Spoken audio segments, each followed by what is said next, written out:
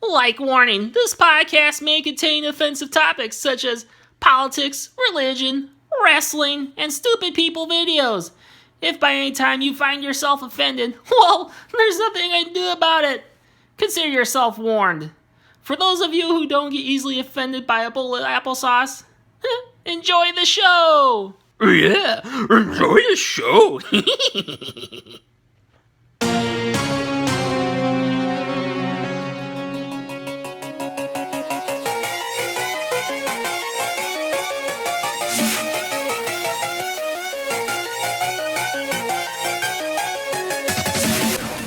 Attention, target shopper!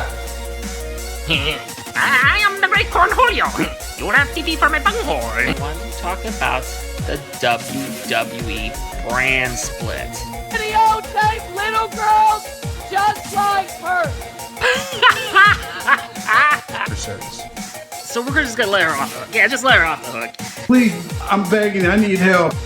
Coming to you from the west suburbs of Chicago, it's the podcast YouTube Talk Show. I'm your host, Kevin. And now, ladies and gentlemen, let's begin! Welcome to show number 7, and today I'm going to talk about the new era in WWE, of course. That's what I mean. So let's see. Sunday we had Backlash. Monday we had Monday Night Raw, and Tuesday we had Thursday Night SmackDown. Tuesday Night SmackDown Live. Yes, I'm still on the old time frame thinking it's on Thursdays. Anyway, yes, SmackDown has moved to Tuesday nights live, and with the draft and now in full effect, we have a brand split. I have to congratulate WWE because from what I've seen, they are making some good strides, I think, to bring in a new era, which I kind of like. But then there are some things that, it's still kind of the old, what we've come to expect from WWE. Like the Randy Orton's face turn, or face comeback. When we listened to him on Backlash. Oh, okay. I mean, Battleground. Randy Orton, that was the highlight reel with Chris Jericho on Battleground. Yeah, and even what was on SmackDown too, when he was on the Miz's show. The lines that Randy Orton are, I guess, being fed to say, yeah, they sound like John Cena's script. I don't know. It sounds like the writers are giving Randy Orton John Cena's a good guy script. So I don't know what's up with that. But I mean, there's things like that kind of still bug me. The other thing with the brand split, I was really hoping that they were going to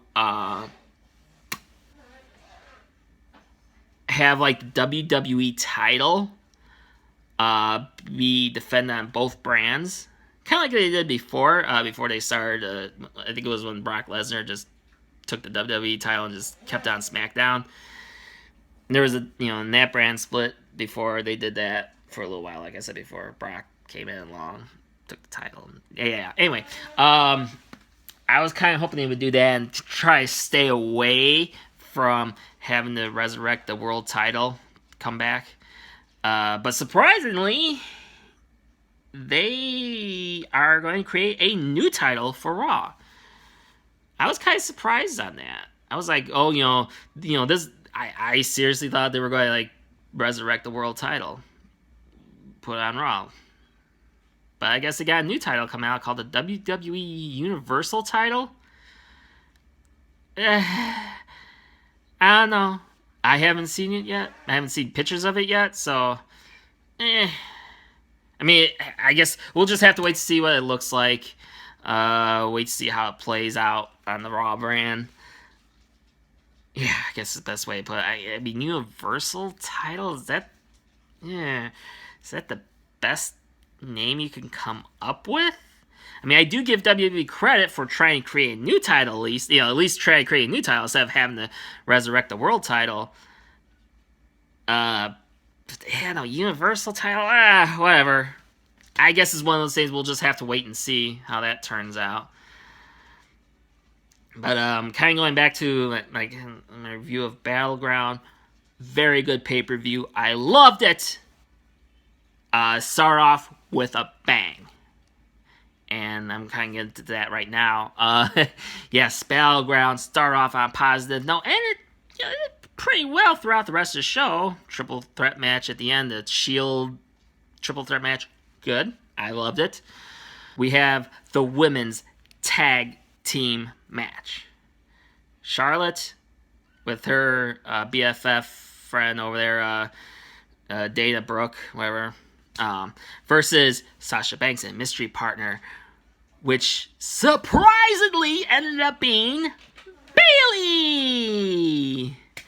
Or should I say, it's Bayley! Yes, finally. Thank God. They done something right. Finally. Awesome choice. I was really worried there. I seriously thought that they were going to bring Nikki Bella back. Even though if she may not be 100% clear to wrestle, this being a tag match, theoretically, they could still use Nikki Bella in that match. Have her sit out 90% of the match, let Sasha do most of the work, and just give Nikki the hot tag to get the win. They could have gone in that direction, and judging WWE's track record, I seriously thought that was the direction they were going. Surprisingly, that did not happen. They actually went with the popular choice of bringing Bayley in, at least for this one night only.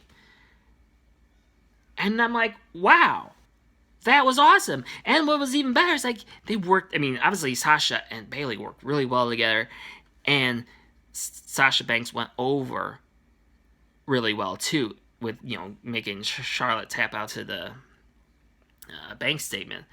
That was the best way to end the match.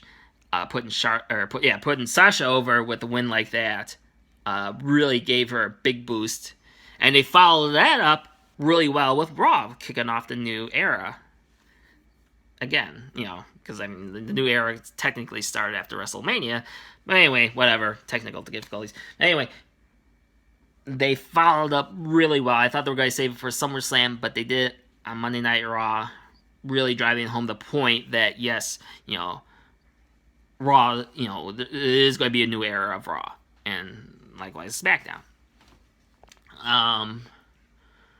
That was amazing. But my thing though with that tag match is I have a nagging feeling. Now I don't know if I'm the only one who's thinking this, and if any of you out there feel the same way or whatever, just leave a comment in the comment section below. What you think. Do you think this is true? Do you think that Nikki Bella was originally penciled in to be Sasha Banks' tag partner at Battleground? I have a nagging feeling that's what happened. Or the original plan was to have Nikki Bella or someone, or even if it wasn't Nikki, they went with somebody else, whatever, like Eva Marie, or I don't know. I'm just pulling out some names out of my butt right now, but most likely it would have been Nikki Bella. I have a suspicious feeling that's the direction that they wanted to go originally, but the last minute they threw Bayley into it. They put her in the match because of the man of Bayley to be called up onto the main roster to have a main roster debut. I have a feeling that's what happened. Because had it been Nikki Bayley. Oh boy. Anyway, had it been Nikki Bella, I think, she would have gotten booed right out of the building. Because she was, teaming up with Sasha Banks, Nikki's supposed to be face in that particular situation. She would have gotten booed right out of the building had they gone that direction. And I'm starting to wonder if they originally went in that direction, and they're like at the last minute, like, oh shit, the people are demanding Bailey, so we gotta give, let's give what the people want, Bailey. But anyway, I mean, regardless if that was a last minute decision or not, or if that was their original plan all along, I don't know. But I'm glad they went in that direction. Perfect. I give WWE a definite big thumbs up on that one. You guys did good. I'm impressed. And like I said, throughout the rest of the Battleground pay-per-view, it was pretty solid. Pretty solid actions. Again, Kevin Owens, Sami Zayn, awesome. Even the Wyatt family versus New Day. Oh, it was pretty decent. I kind of liked it, but obviously the main event was awesome too. The triple threat match. Rowan, can't speak tonight. Roman Reigns, Seth Rollins, and of course the champion Dean Ambrose. Perfect. The follow-up, I was kind of actually expecting, like, on Monday night, they were going to say, like, Stephanie was going to come out and demand that they would, even though, like, Seth Rollins is on Raw and Dean's on SmackDown, like, they would be able to somehow sanction a match because this is SummerSlam coming up. Like, they would sanction a match between, like, Raw versus SmackDown, Seth Rollins one-on-one with Dean Ambrose for the WWE title at SummerSlam. I thought that was the direction they would go in. Like, just for that one night, they're going to sanction that match. And that would probably have been a better idea, I think, in the direction that they actually went into. So, I mean, they're going to keep, I guess they're going to start off SummerSlam. Separate shows, separate champions, yada.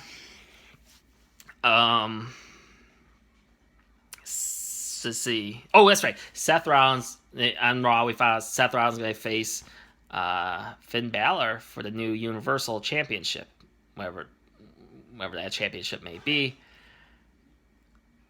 I mean, that's actually good. That's a good choice, Finn Balor. I'm thinking, part of me thinking it might be a little too early to throw Finn Balor into a World Championship title match like this too soon. But then again, the other part of me is like, yeah, okay, he definitely, he's definitely, deserves to be put into the main title picture, because he was the NXT champion for a while, and he's held other belts too in the past from other respective companies that he's worked for. So, yeah. I think Finn Balor is a good choice. Oh yeah, I think so. It would be interesting to see where they go. I mean, if they would actually put the title on Finn Balor or not. I mean, if they truly want to do a new era for Raw, and then I think they should put the belt on Finn Balor and see where it goes. They want to do a new era, do it that way. Then over on SmackDown, we do have a WWE Championship match scheduled for SummerSlam. And it's going to be Dean Ambrose defending the WWE title against... Wait for it! It's going to be... Wait for it. Dolph Ziggler! Okay, I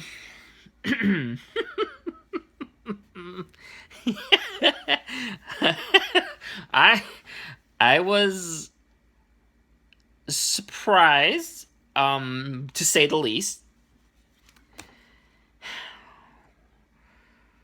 Dolph Ziggler. Hold on a second. Hold on. I gotta take a drink here.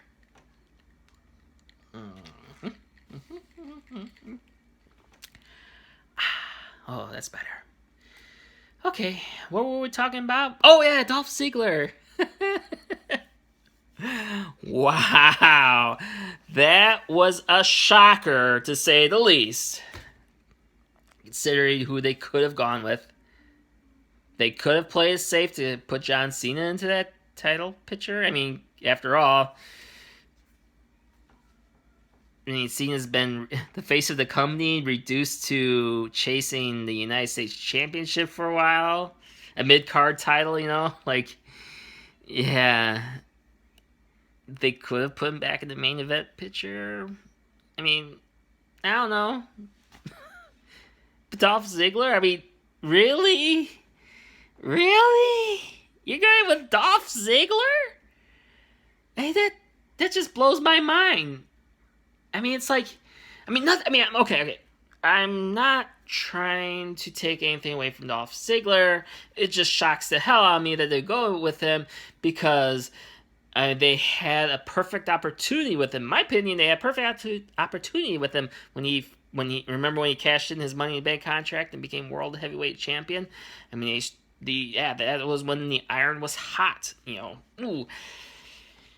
They could have really pushed Dolph Ziggler then, like push him then. But then after that, when he lost the title, what happened with him?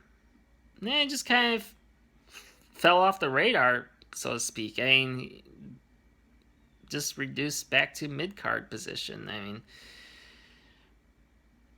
and now I guess this is a new era. Maybe they're going to give him a second chance. Maybe that's why they went with him. Like, they figure, well, they're going to make it like, this is Dolph's second chance at making a name for himself. I mean, even with the iron being as cold as fuck, they might be able to pull it off. I guess I'm being optimistic here. I guess. I don't know. It just seems so weird. It really does weird. Like, why would they go with Dolph Ziggler? And they missed that opportunity with him a long time ago. Now they're... I don't know. Maybe I'm overthinking this. What do you guys think? Do you think Dolph Ziggler deserves a second chance? Or do you think that it's like a waste of time to, give him a main event push like this? But I do have to say this. If they don't put the title on Dolph Ziggler at SummerSlam, then, like, what's going to happen then? I want to know, like... I think they might just have to put the title on him, just to really kind of give him some sort of credit. I don't know. Like I said, maybe I'm just overthinking this or whatever. What do you guys think? You can leave a comment about that in the comment section below. Oh, anyway, just another thing I like to say before I kind of wrap up this part of the segment of Wrestling Talk. I do like the difference in set designs with Raw and SmackDown. I like how they're making them look different instead of bland. That's why I hated about before the brand split is like both Raw and SmackDown sets look alike. And even the pay-per-views, the pay-per-views except for WrestleMania have all looked alike.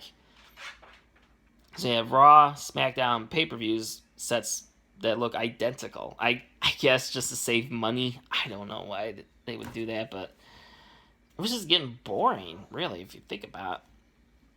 So that's why I'm excited to see that they're trying to at least make the attempt to, like, kind of give the shows their own personality, I guess. Try to make them look a little different from each other. So that's a big plus. Unfortunately, the SmackDown look is kind of a disappointment, I have to say.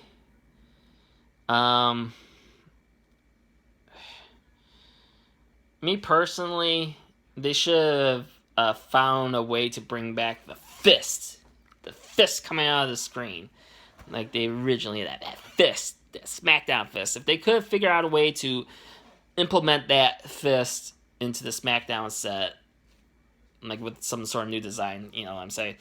If they could find a way to do that, that would have been awesome. That really would have been awesome. Definitely thumbs up with that. But since they kind of went with a real generic type of setup, not so nice. Well, that's it for wrestling. Yeah, I mean, the new era has begun. Oh, and one last thing for, I guess to end this on a high note, Sasha Banks did, like I said, become the women's champion and defeating Charlotte on Monday Night Raw. That was amazing. That was really good. I enjoyed that match. That was really good. Really good. Really good. It does bring promising hope to the women's division. But then when you tune on SmackDown after, well, I mean, let's say Natalya, Becky Lynch had a decent match too. I enjoy that one. But then after that, when the other women came out on stage, it's like, oh, okay. What the fuck are they doing with this? Where the fuck are they going with this?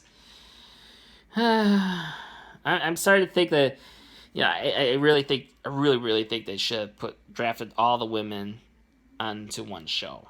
That way you have because you have the one title right now, and I'm really afraid that they're going to resurrect the Divas title. Please don't bring the Divas title back. I mean, if you're going to have SmackDown, if you're going to put a women's championship on SmackDown, at least do what you're doing with Monday Night Raw with the Universal Championship, creating the Universal title. And that's all I'm saying is like try to create a new title for SmackDown if you're going to have women on both shows. That's all I'm saying. Anyway, like I said, what do you guys think? Did you enjoy the new era of Raw and SmackDown, or did you enjoy the Battleground pay-per-view? Leave your comments in the comment section below.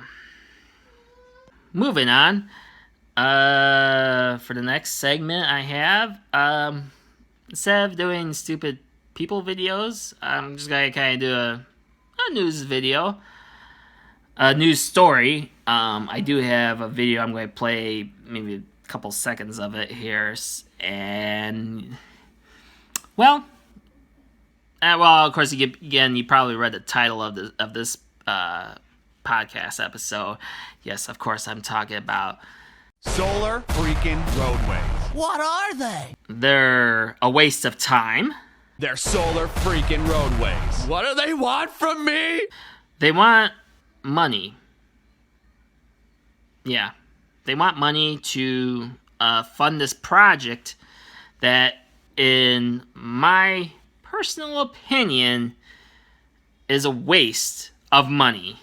Well, they're solar freaking Roadways. Okay, so actually this time, what is it? It's technology that replaces all roadways, parking lots, sidewalks, driveways, tarmacs. Whoa. Did he just say tarmacs? They want to put this technology on tarmacs? Are you freaking crazy? You're gonna have planes land on this shit? What the fuck? Bike paths and outdoor recreation services with solar panels. And not just lifeless, boring solar panels. Smart, microprocessing, interlocking, hexagonal solar units. No more useless asphalt and concrete just sitting there baking in the sun, needing to be repaved and filling with potholes that ruin your axle alignment on your sweet ride, bro. Okay, here's the thing with that. Let's say the solar panel roadway breaks and it's made of glass. So you got shards of glass in the street now. And you drive over those broken glass, and he's going to shred up the tires. What do you think's going to happen to your sweet ride, bro? When you ride your car over broken glass. Really? Yeah, I highly doubt there's been real testing done to this. The reason why I bring this video up, this short video clip that I showed, is because I was reading an article, this is recently, that solar roadways are coming to Route 66 in Missouri. Yeah, so I'm going to read this article and I'm going to comment as I go along. So here we go. A section of Route 66 in Missouri will soon be covered in solar panels from Idaho startup Solar Roadways. I guess Missouri and MoDOT prepared for the 21st century. Yeah, because, MoDOT cares. Well, that's what Tom Blair, he heads up the roads tomorrow.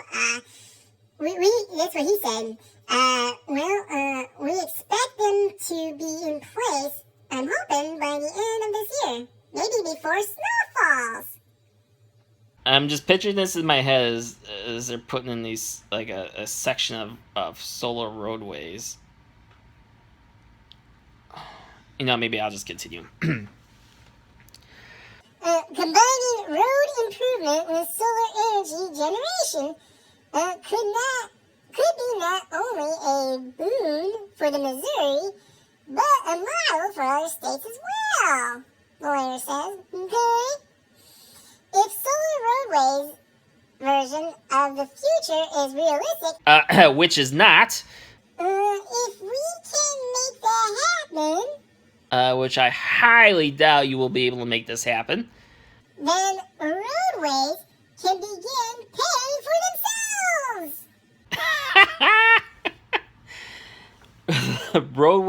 These solar roadways can pay for themselves. Again, I highly doubt that that's even possible. And the reason why I'm saying this, I'm going off of, well, just logical thinking on this. And I've watched fellow YouTubers out there who are actually scientists debunking this roadways.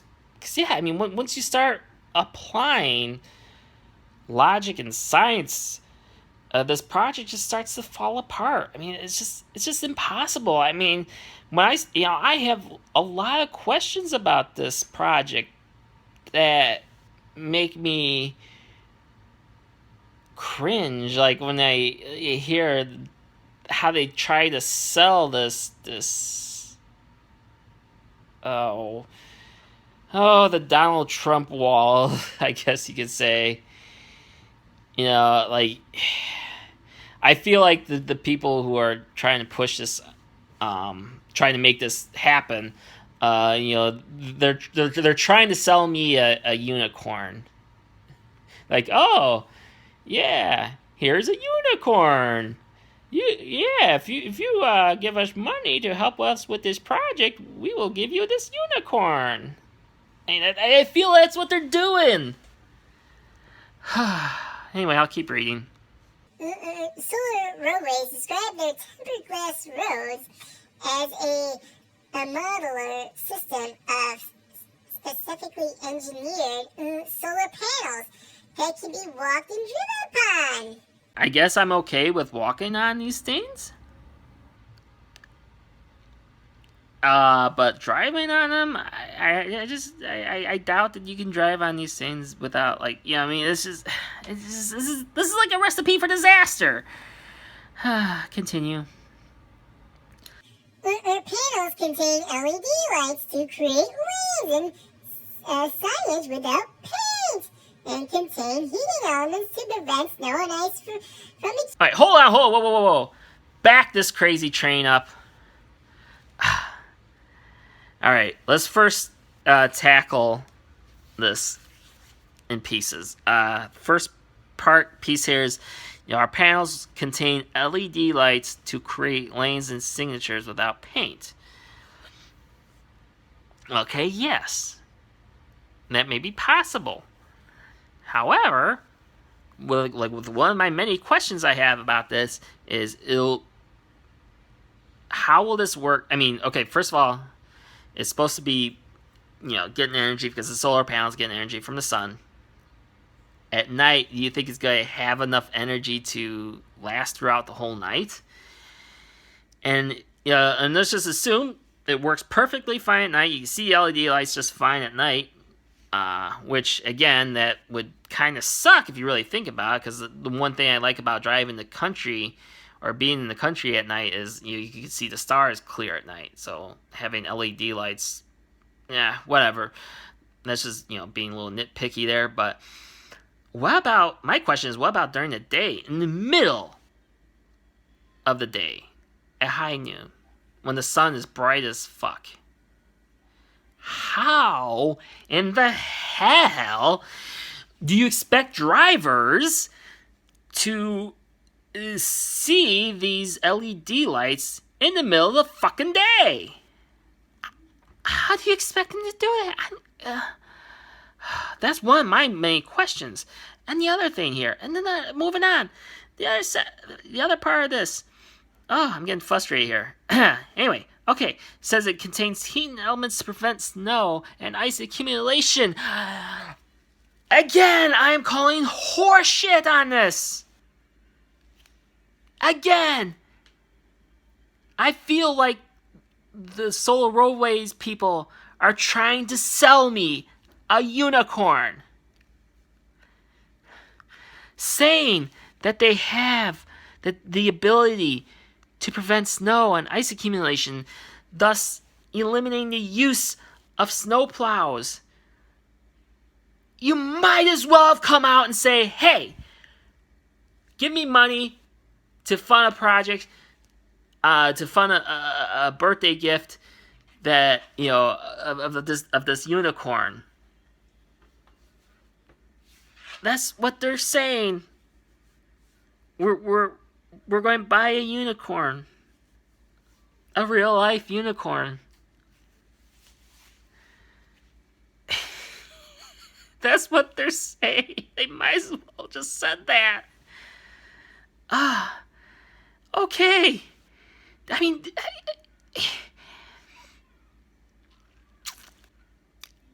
it's just bullshit. Bullshit. Horse shit. Unicorn shit. In the freezing temperatures, when you have a huge accumulation of snowfall and the heat is gone from the road because it's in the middle of winter, there is no way in hell your project, your solar roadways are going to heat up enough to melt the ice and snow. I just call bullshit. You still are going to need snowplows. There's no way. It's scientifically impossible. Okay. Well, I'm really worked up on that one. Okay, continue. The panels also contain microprocessors that make it possible for panels communicate with each other. And with central control center. They can also communicate with vehicles driving on them. Okay. How are they going to communicate with drivers driving on them? Well, that's because the panels are modular. Roads could easily be repaired without major disruptions to traffic. This article is saying the roads could be easily repaired without major disruptions of traffic. Again, I'm going to have to call bullshit. I don't believe it. I really don't believe it. I mean, how can this be easy? How can this be easy? Really, how can this be easy? Because, I mean, when you compare, okay, let's say asphalt road work versus solar panel road work. In asphalt road work, you don't need electronic technicians to do this, to repair the road. You just need construction workers and just asphalt. With the roadway, with solar panel roadway traffic repair, you're going to need like a fucking IT, information technology team to do this road work now. Because there's computer chips and shit like that in there that need to be worked out. What were they thinking when they came up with this idea? Solar roads seem like a great idea. What the fuck did I just read? Solar roads seem like a great idea? No. You are just kidding yourselves at that point. But real-world engineering problems may get away. Wait, oh, gee, you think? In winter, water can collect between the panels and freeze and damage the connections between them. Yeah, that's what I've been trying to say. This is not a good idea, people. Yes, that is true. That could very well happen. Traffic may scuff them so badly their ability to make electricity is greatly reduced. Well, yeah, that's exactly that's one of millions of questions I have about this. Force, haze, and other natural phenomena may cause them to break. It's an interesting idea. No. It's an interesting idea for a sci-fi movie or a book. In the real world, it's not a good idea at all. Anyway, what does the rest of the article say?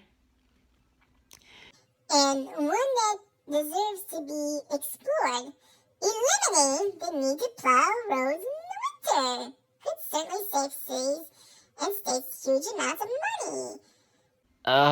Okay. Like I said earlier, it's scientifically impossible for this thing to melt snow and ice in freezing temperatures. I mean, I suppose it's possible if the temperatures stay above freezing and we don't get like heavy snowfalls. I mean, maybe then. Maybe. But hello? Like where I live out here in Illinois, we get like freezing temperatures, like below zero temperatures. There's just no way in fucking hell that it could melt snow. I mean, you're still going to need snowplows. My brain's really hurting on this one. I mean, that's basically the whole article, or most of the article. I read most of the article here, and okay, in a nutshell here, my opinions, reviews on the Solar Roadway project. There's just no way that this project will work. No way. It's scientific. First of all, it's scientifically impossible. Like I said, with the snow plows, and you're still going to need snow plows, even if these solar roadways were in place right now. You're still going to need them because there's just no way in hell. It's like I said, it's like them trying to sell you a unicorn. That's all they're doing. That's all they're doing with this. And the crazy thing is, do they know, the people who created this project? Do they know that their idea isn't going to work? Or are they're just conning people out of money? Because I mean, when I looked into this project, I found out that they got taxpayer money to fund their prototypes, and on top of that, which I think it was like $700,000, something like that, in taxpayer money. Well, I'm talking about like in government grants and shit like that, which is taxpayer money. Anyway, not only that, they managed to raise $2 million in crowdfunding raising on the Indiegogo crowdfunding.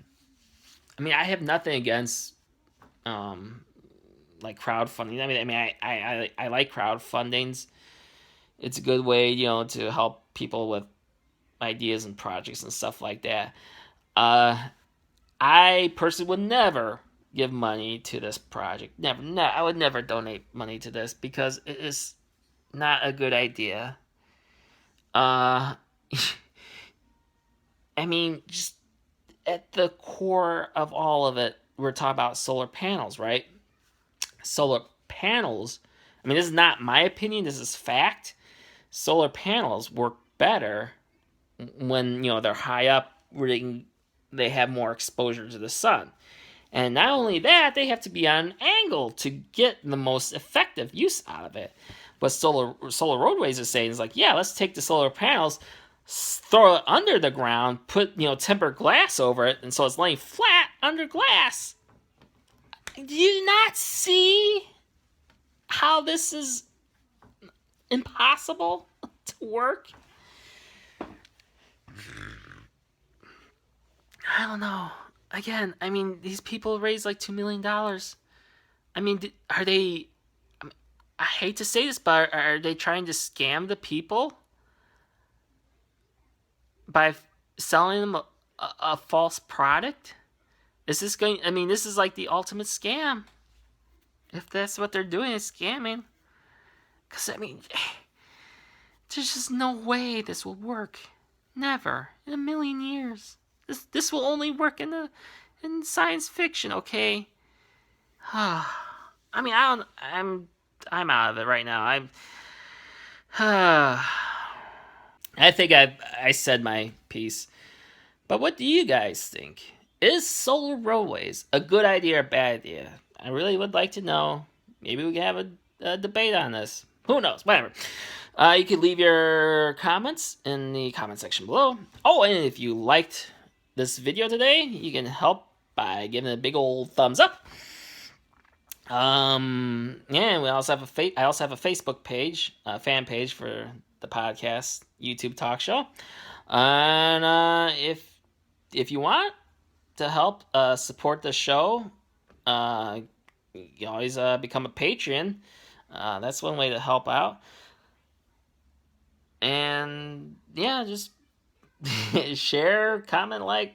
I'll leave all those links in the description below. Have an awesome day. See you next week. Bye.